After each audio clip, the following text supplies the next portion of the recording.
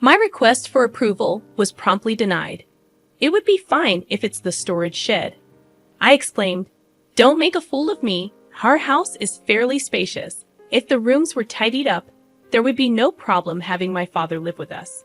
Truly, my husband's feelings for me and my family are less than that of a pet."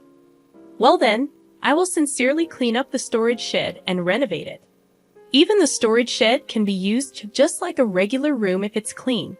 There's meaning in living with my father now, I determined. Aaron, however, seemed unenthusiastic. "There's no way I'm doing such a thing. Why do I have to renovate for your father?" I recalled the major renovation we did to ensure my mother-in-law, who visits sometimes, would not have trouble staying over. We even installed a bathroom and toilet, similar to a hotel. I won't rely on such a demon-like man anymore. I made a decision. My name is Vivian Westhill, 52 years old. I help with the company my husband runs. My son, Matthew, has left home, and it's just the two of us living together. My mother-in-law sometimes comes over, but since her house is nearby, she doesn't live with us.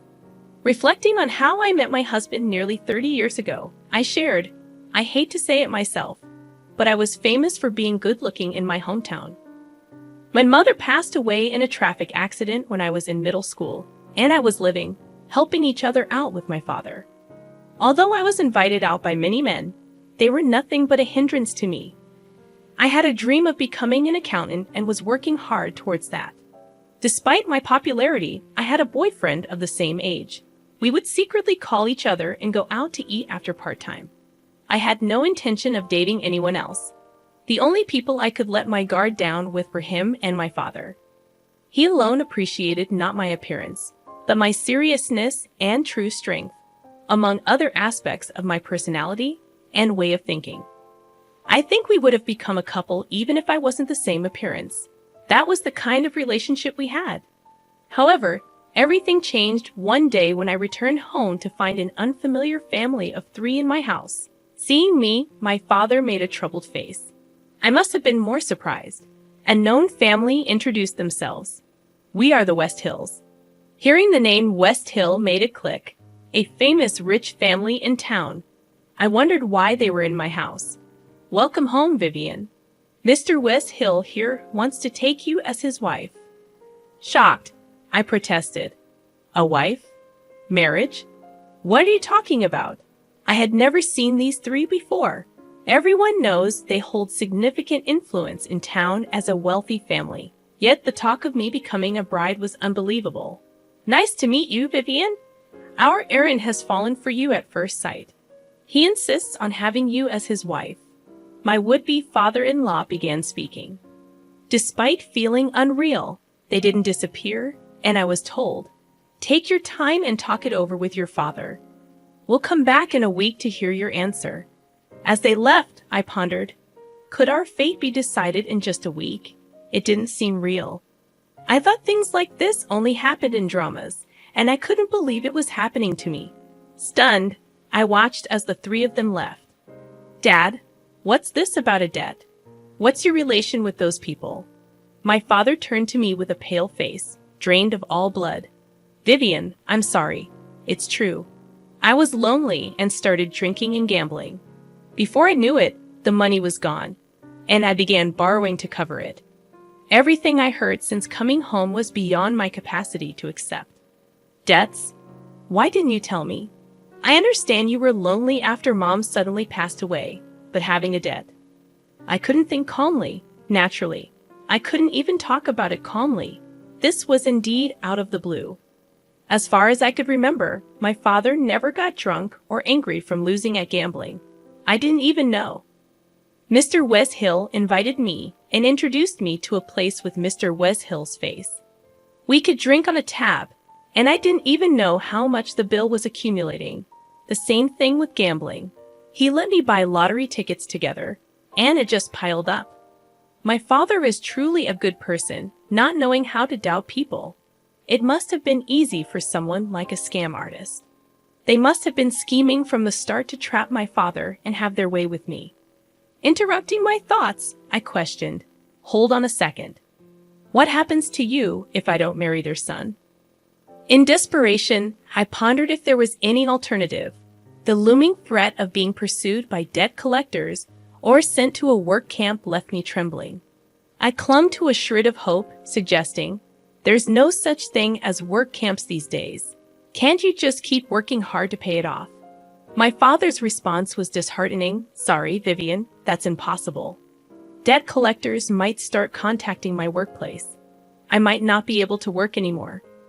Feeling completely cornered and with no more options to explore, I decided it was enough.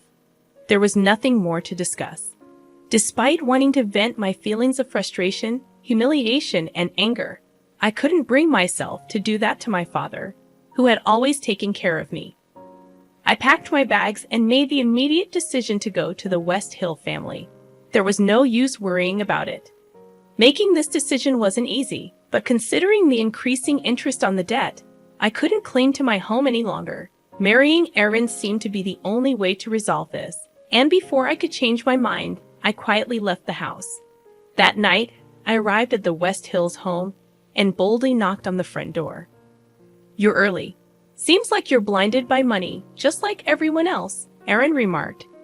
Frustration boiled within me, and I wanted to scream that I didn't want any money and wasn't unhappy because I was poor. But his words treated me like a possession, objectifying and disgusting. Leaving everything behind, I looked forward to being with him from now on, offering a forced greeting as I entered the West Hill household. After that, everything progressed in a whirlwind. Betrayed by my trusted father and breaking up with my beloved boyfriend, it felt like all my emotions had disappeared.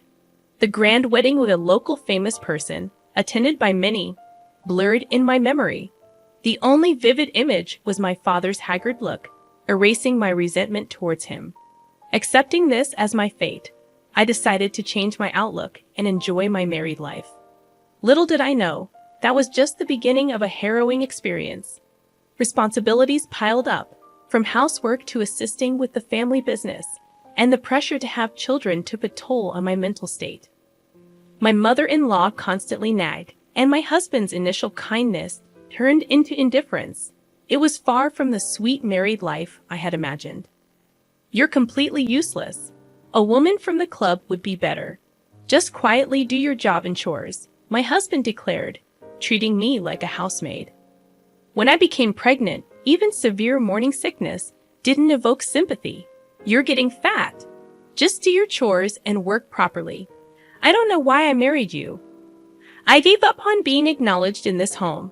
A wife from a poor family would never be seen as more than a servant.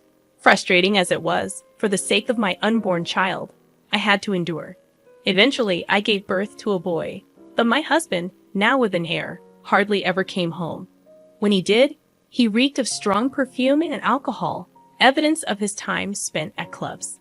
However, my primary focus was on raising my child, so my husband's absence brought a sense of relief. Matthew, my son, grew up healthy and was easy to raise, despite my mother-in-law's persistent annoyance, claiming that Aaron would have been a better choice. I preferred Matthew not turning into a worthless man. My kind-hearted son aspired to become a doctor, and when he left for university, I felt a void in my heart. To fill that emptiness, I decided to dedicate myself more to my work. Around that time, my father-in-law, who had treated me as a human being, passed away.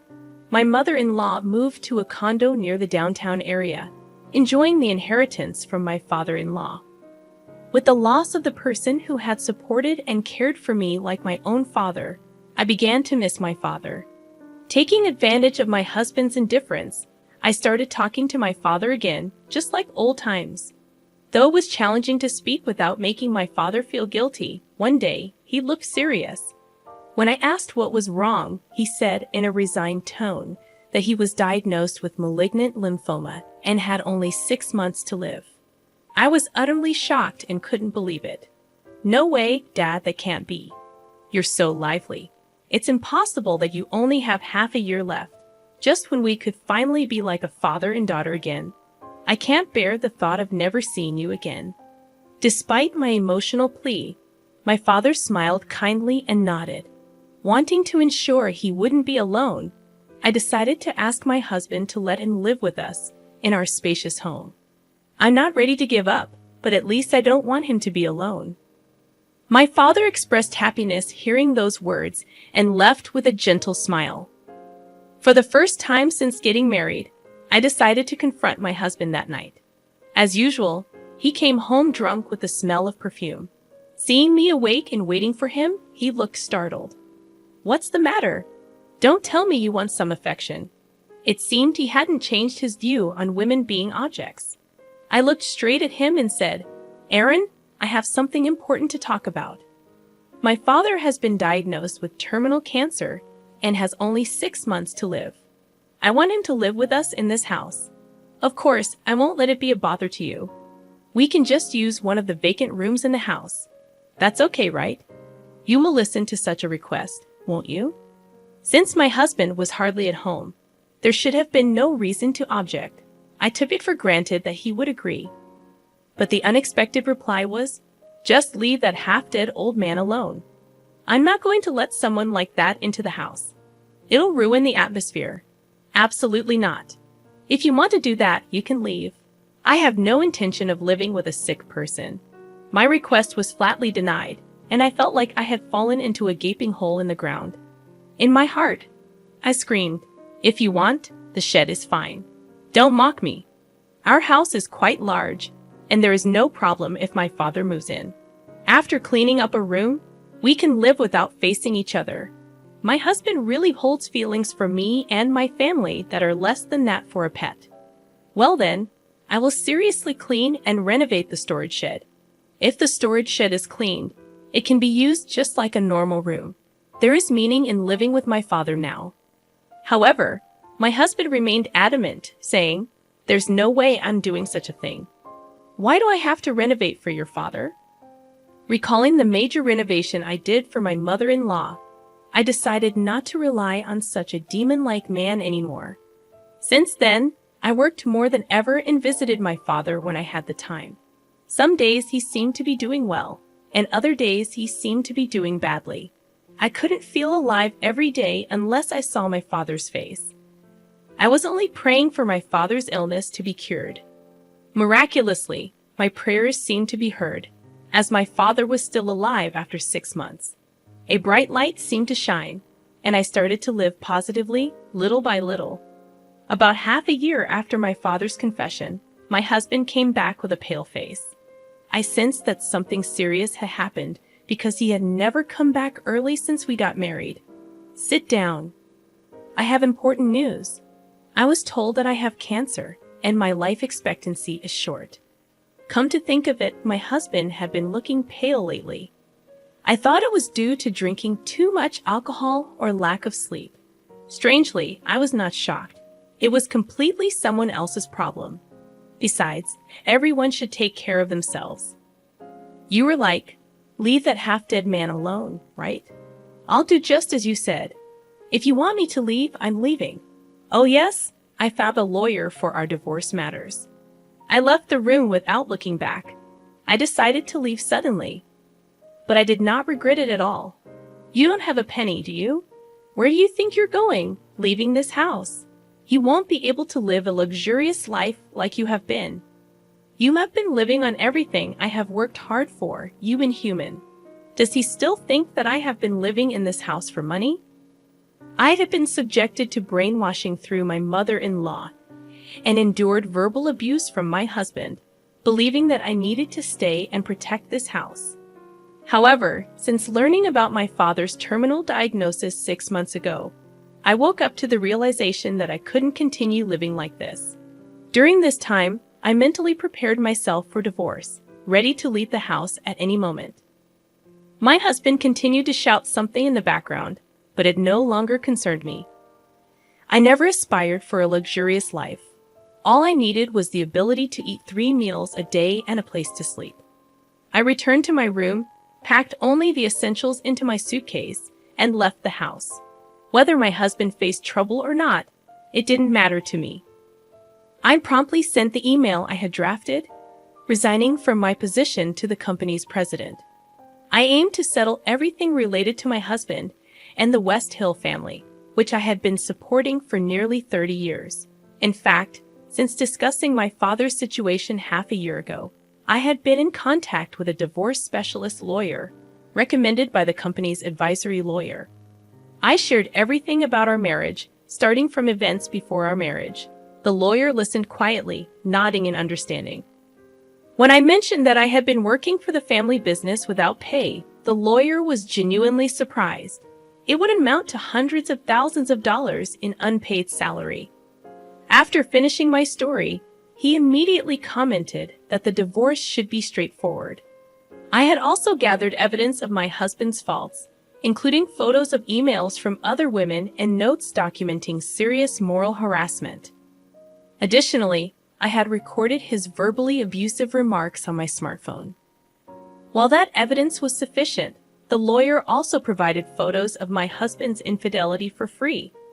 He assured me that everything would go well, even if I didn't take further action.